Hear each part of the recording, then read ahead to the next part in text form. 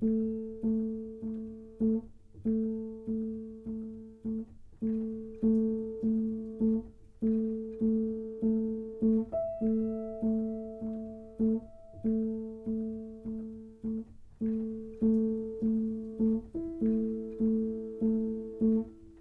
17 nuits que je ne dors plus.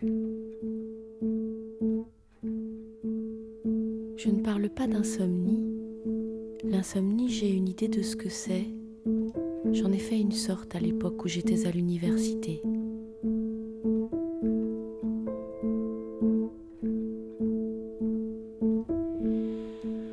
Je dis une sorte parce que je n'ai pas la certitude que les symptômes correspondaient exactement à ce qu'on appelle communément insomnie.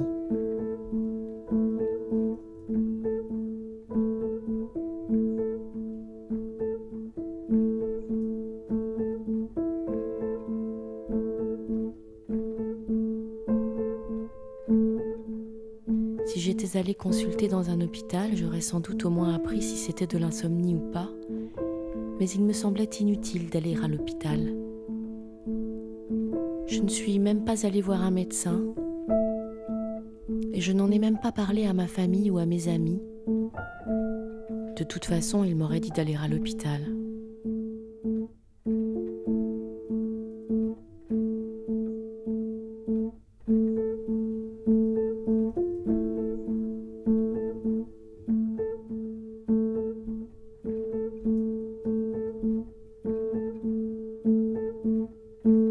Cette sorte d'insomnie avait duré tout un mois. Pendant ce mois-là, je n'ai pas passé une seule nuit normale. Il suffisait que je me mette au lit avec l'idée de dormir pour qu'instantanément, comme par un réflexe conditionné, je me sente complètement réveillée.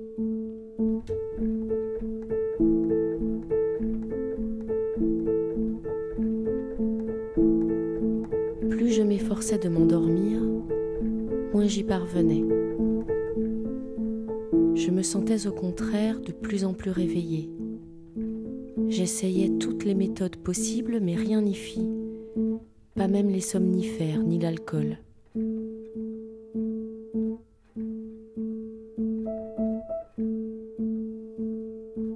Vers l'aube enfin, je sentais un assoupissement me gagner. Ce n'était cependant pas un véritable sommeil.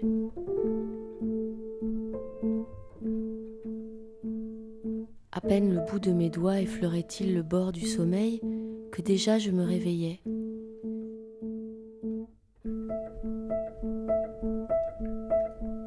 Je commençais à somnoler, mais je sentais ma conscience complètement éveillée me surveiller de la pièce voisine, à peine séparée de moi par une mince paroi. Mon corps physique flottait vaguement dans la clarté de l'aube. Et juste à côté, je sentais le regard insistant et la respiration de ma conscience. Mon corps voulait dormir, ma conscience voulait rester réveillée. Je passais la journée entière dans un état de demi-somnolence. J'avais la tête vague, embrumée. Je n'arrivais plus à évaluer la distance qui me séparait des objets alentours, ni leur volume ou leur texture. Cette somnolence me submergeait à intervalles réguliers, comme une vague.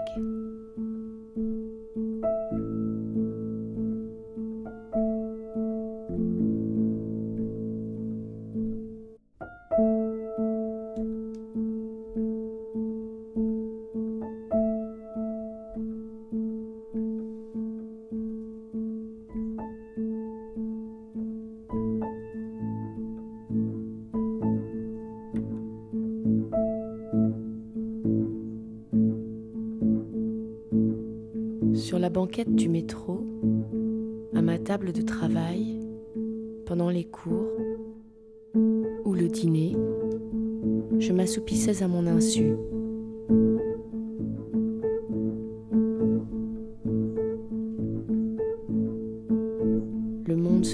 vacillé sans bruit. Tout s'écroulait autour de moi.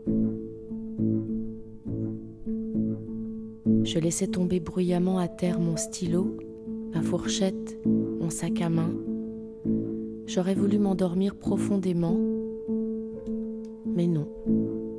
L'état de veille était toujours présent. Je sentais son ombre glacée au-dessus de moi.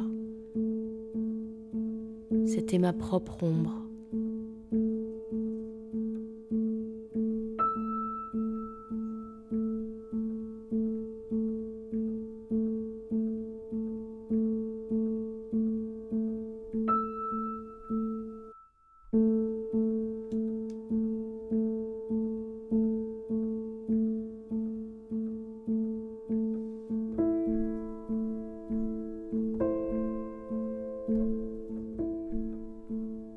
Je marchais en somnolent, mangeais en somnolent, parlais en somnolent.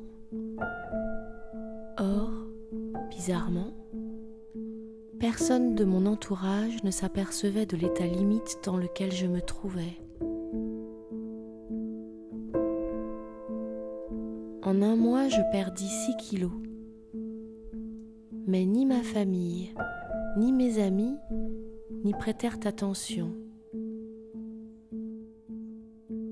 Je vivais en dormant. Oui, je dormais littéralement debout.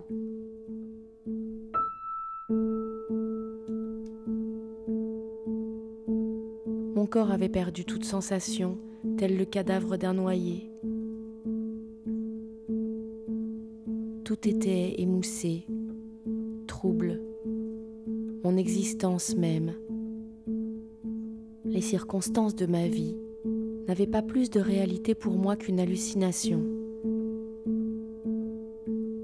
Je pensais que s'il soufflait un vent assez fort, mon corps serait emporté jusqu'au bout du monde, à l'autre bout de la terre, dans un lieu totalement inconnu de moi, et mon corps resterait à jamais séparé de ma conscience. J'aurais voulu m'agripper solidement à quelque chose pour empêcher ça. Mais j'avais beau regarder autour de moi, je ne voyais pas la moindre branche à laquelle me retenir.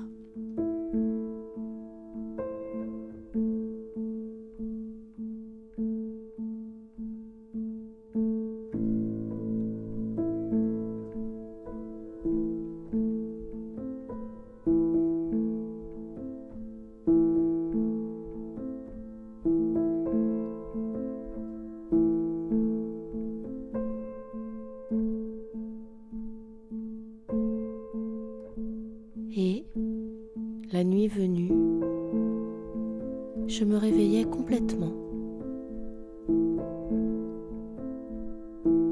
Juste avant de me réveiller ainsi, j'étais vidée de mes forces.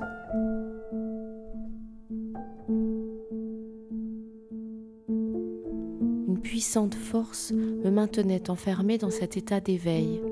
Cette force était si puissante que je ne pouvais rien faire pour lui résister, sinon rester éveillée jusqu'au matin. Je restais éveillée dans les ténèbres de la nuit. Je n'arrivais même pas à penser. J'entendais mon réveil égrener les heures. Je regardais, immobile, les ténèbres s'approfondir, puis le jour se lever.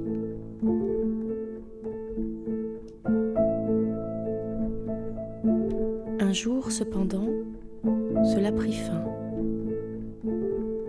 Sans le moindre signe précurseur, sans la moindre cause extérieure, cet état cessa brusquement.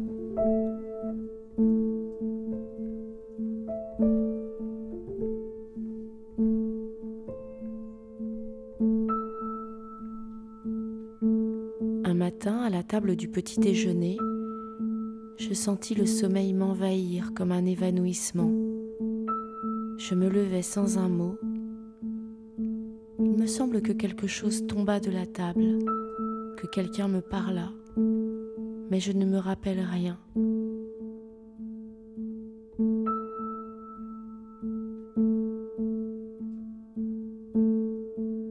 Je regagnai ma chambre en chancelant, me fourrai sous les couvertures sans même me changer et m'endormis aussitôt. Je dormis 27 heures de suite.